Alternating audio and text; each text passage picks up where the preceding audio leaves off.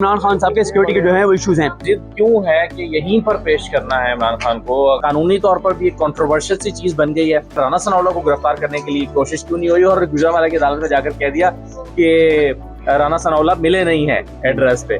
जो वहां से गुजरता है वो देखता है कि यहाँ पर एक जो है वो इलेक्शन का माहौल बना हुआ है। ऐसा लगता है कि कल सुबह और परसों इलेक्शन होने वाले हैं।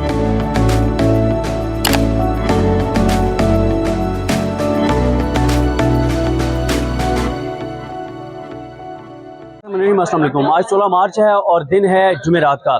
इस वक्त हम मैफेड कचहरी में मौजूद हैं। वैसे तो इस वक्त क्योंकि टाइम जो है वो काफ़ी हो चुका है और एक तरह से अगर आप कहें तो कचहरी का जो टाइम है वो एक तरह से ख़त्म ही हो चुका है क्योंकि 3:30 बज चुके हैं। लेकिन फिर भी ज़रा कुछ शुरू में आपको दिखाते हैं। वो तो आपको बताते हैं कि तोशा खाना केस में आज क्या हुआ, आर्गूमेंट्स क्या हुए। असद भाई भी मेरे साथ हैं, लेकिन थोड़ा सा कुछ और चीज़ें भी आपको दिखाते हैं कि इमरान खान साहब ने जो है वो आगे जो जफर इकबाल साहब की अदालत है वहाँ पेश होना है। तो ज़रा आप ये ज़रा इधर भी वीडियोस ये दिखाएं कि किस तरह कितने रास्ते हैं, किस तरह की ये सूरत हाल है। इमारतें इर्द गिर्द देखें, जो बार बार कहा जा रहा है कि इमरान खान साहब के सिक्योरिटी के जो है वो इश्यूज हैं।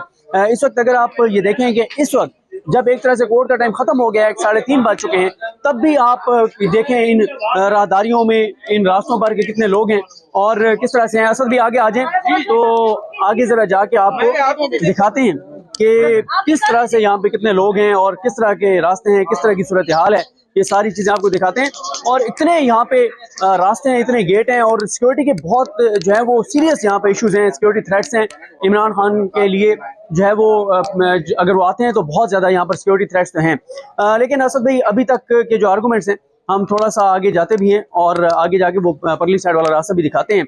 लेकिन अभी तक के जो आर्गूमेंट्स हुए हैं, जो चीज़ें आपने देखी हैं और उसमें क्या आपको लग रहा है कि ये 18 तक मामला जो है वो सस्पेंड हो जाएगा वारंट्स वाला, या क्या लगता है आपको?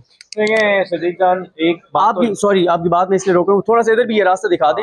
मतलब ये अभी तो गली मोहल्ले हैं बेसिकली। हाँ, ये सारे एफएड कचहरी में इस तरह गली मोहल्ले हैं। अगर ऊपर आप छतें देखें तो इन तमाम छतों को सिक्योर करना, मुझे नहीं पता कि कितना किस तरह से किया जाएगा उसको। और इस कचहरी के अंदर आने के लिए भी बहुत सारे गेट्स हैं, बहुत सारे रास्ते हैं। एक ये दरवाजा है, एक आगे दरवाजा है, एक पीछे दरवाजा है, दूसरी साइड से बैक साइड ये साथ आप ये देखें, ये सारी इमारत ये देखें और इसकी खिड़कियां, दरवाजे, ऊपर ये सारे आप देखें। बड़ा एक खान साहब का यहाँ पे पेश होना होगा तो बहरहाल बहुत बड़ा सिक्योरिटी रिस्क जो है वो तो है। मुझे ये समझ नहीं आ रही कि जिद क्यों है कि यहीं पर पेश करना है इमरान खान को। अगर एक आर्गूमेंट तो ये भी दिया जाता है ना कि इमरान खान के ऊपर जो हमलावर था उसको अगर वीडियो कॉन्फ्रेंसिंग की सहूलत मिल गई है तो इमरान खान को क्यों नहीं मिल सकती? चले मत दें, लेकिन क्या जुडिशल कॉम्प्लेक्स में उनको पेश नहीं किया जा सकता? इन तंग राहदारियों, तंग गलियों और छतों के साथ छतें मिली हुई हैं और बड़ा कॉम्प्लिकेटेड सिचुएशन है।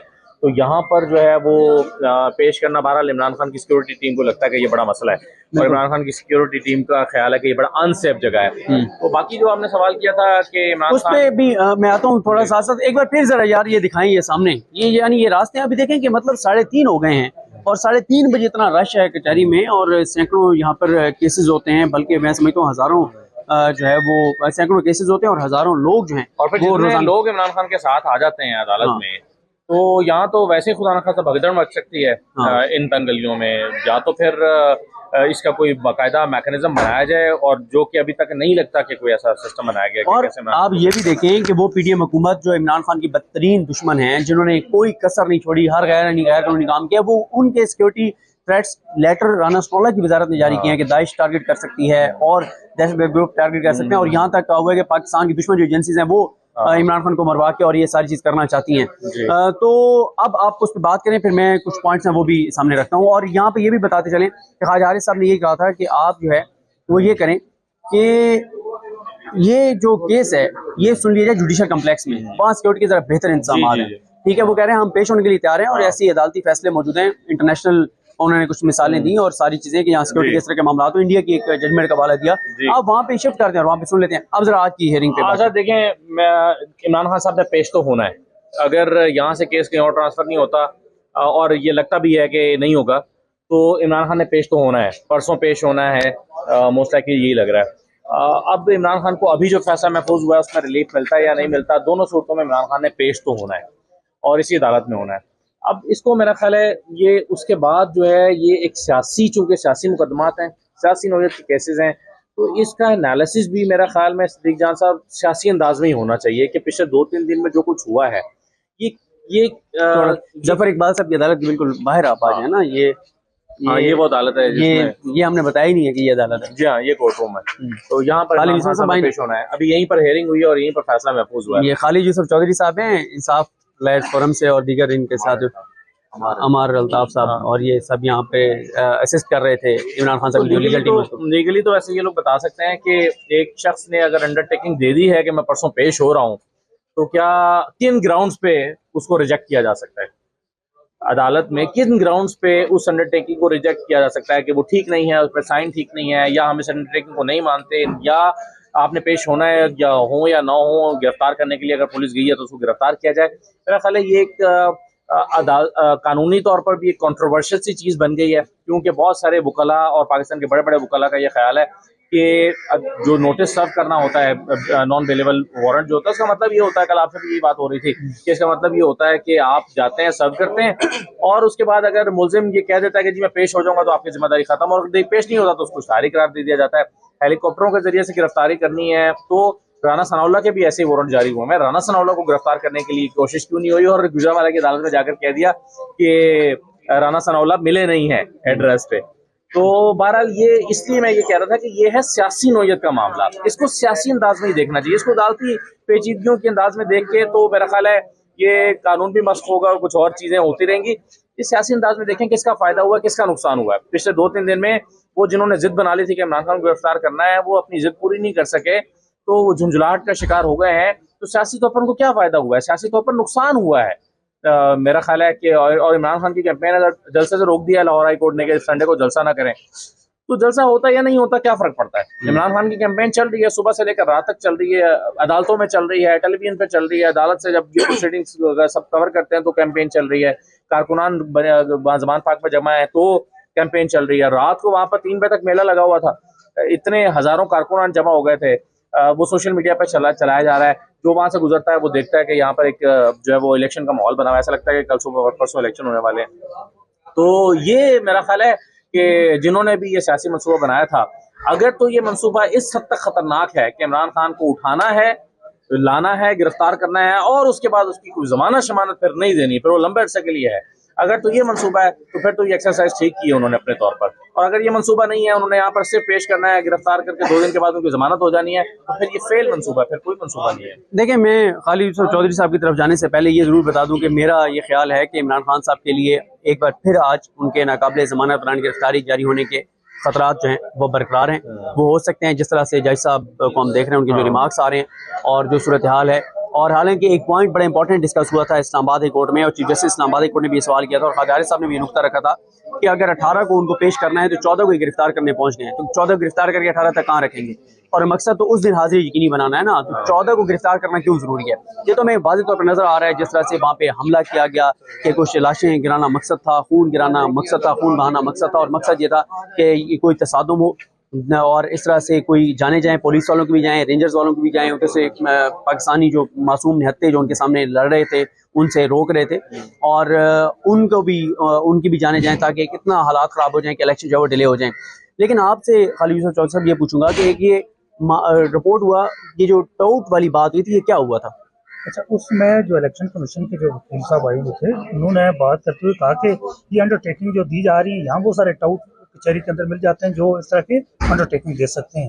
तो फिर उसके बाद हमारी तरफ से पीछे से आवाज़ उठाएगी कि यहाँ सीनियर जो वकील है ख्वाजा आरिफ साहब, जिनको chief justice Islamabad high court ने भी कल एडमायर किया कि हम इनको एक रोल मॉडल समझते हैं, तो हमने कहा कि उन्होंने वो इनको रोल मॉडल समझते हैं, और ये जिसकी 2 साल की प्रैक्टिस है और वो उनको ऐसे अल्फाज में मुखातब कर रहा है। फिर उसके बाद जैसे बात होती, फिर उन्होंने फिर माजरत खाना रवैया अख्तियार किया, फिर माजरत की, और फिर उस पर आके उन्होंने आखिर में ख्वाजा आरिफ साहब से आके दोबारा फिर माजरत की। लेकिन आप अंदाज़ा लगाएं कि इलेक्शन कमीशन कितना पर्सनल हो गया इमरान खान के साथ, ठीक है, कितना पर्सनल हो गया है, मतलब कि हैरान कौन है कि एक वकील, यंग वकील, हालांकि तैयारी के साथ आते हैं, मैं ये नहीं कहता कि वो तैयारी के साथ नहीं आते, लाइक होंगे और हैं और बड़ी अच्छी तैयारी के साथ आते हैं, अच्छे पॉइंट्स रखते हैं, लेकिन आप ये देखें असदुल्ला खान साहब के इलेक्शन कमीशन इतना पर्सनल हो गया है कि इलेक्शन कमीशन के वकील जब चीफ इलेक्शन कमिश्नर से और इलेक्शन कमीशन मेंबरान से मिल के आते हैं तो वो इस हद तक, मतलब मैं कहूँगा कि बद तहजीबी और बदतमीजी पे उतर आते हैं हालांकि कि बड़ी नफीस आदमी एक ख्वाजा हारिस साहब मैंने नहीं देखा कभी उनके साथ किसी ने बदतमीजी की हो। जब किसी जुडिशरी में, किसी अदालत में, किसी जज साहब नवाज शरीफ हमेशा केसेस में भी पेश होते पेश होता रहे है, उनका बड़ा एहतराम है, उनका कभी किसी ने ये नहीं किया। लेकिन जिस तरह से उसने बदतमीजी की, यानी इतना वो बुग़्ज़ और नफरत भर दी है इमरान खान की इलेक्शन कमीशन ने, वकीलों के अंदर भी, कि वो एक जो वकील हैं वो कर रहे हैं, जो है वो कर रहे हैं। अच्छा ये उधर हो गया, ये अभी वो अलीजा ये दिखा रहे थे कि वो जो दूसरा मामला था ना, जो जज ज़ेवर चौधरी वाला मामला था, उसमें तो उनकी वारंट गिरफ्तारी जो है वो 20 मुअत्तल हो गए, 20 तक उनको कह दिया गया कि 20 को इमरान खान जो है वो पेश हों। सही। तो ये इस तरह लेकिन अगर यहाँ पर फर्ज करें कि अभी जो है वो रिलीफ नहीं भी मिलता या इस अदालत से इमरान खान को, तो लाहौर हाई कोर्ट से कल तक का तो टाइम मिला हुआ है और कल और परसों में रह गए हैं 24 घंटे। तो मेरा ख्याल है कि कल शायद लाहौर हाई कोर्ट इस मामले को ज़रूर देखेगी कि 24 घंटे का वक्त है और किसी भी तसादुम से बचने के लिए इस वक्त को जो है वो इफ़हाम व तफ़हीम के साथ गुजारा जाए। तो मेरा ख्याल है कि तारिक सलीम शेख साहब ने कल और आज जो जिस तदब्बुर का मुजाहरा किया है, हालात को देखते हुए, संगीनी को देखते हुए, और आज उन्होंने कहा भी है कि आप आपस में बैठ के मामला आईजी साहब देखें और तय करें और इन चीज़ों को खुशूबी के साथ तय करें। तो मेरा ख्याल है कि शायद इमरान खान साहब के पेश होने से पहले मुझे तसादुम के इम्कानात तो कम दिखाई दे रहे हैं। तसादुम का मतलब तो फिर ये है कि फिर ये बड़ा प्लान है, फिर उस तसादुम से कुछ ज़्यादा बड़े मकासद हासिल करना जो है वो मकसूद हो सकता है।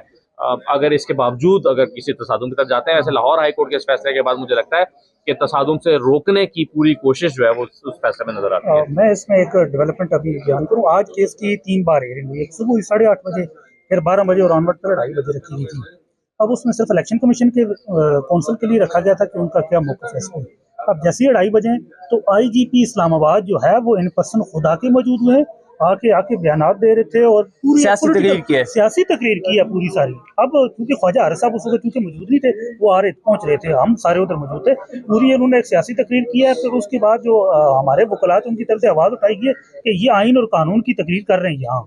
तो आज तक ऐसा कब हुआ है कि एक नॉन अवेलेबल वारंट की तामील के लिए जो आए रोज़ यही क्रिमिनल केसेस में पुलिस अफसरान के, ASI के, इंस्पेक्टर, इवन SHO के भी जारी हो जाते हैं कि भाई शहादत देने नहीं आ रहा, अदालत जो है उसका नॉन अवेलेबल वारंट जारी कर देती है, अगली तारीख पे हाजिर हो जाता है।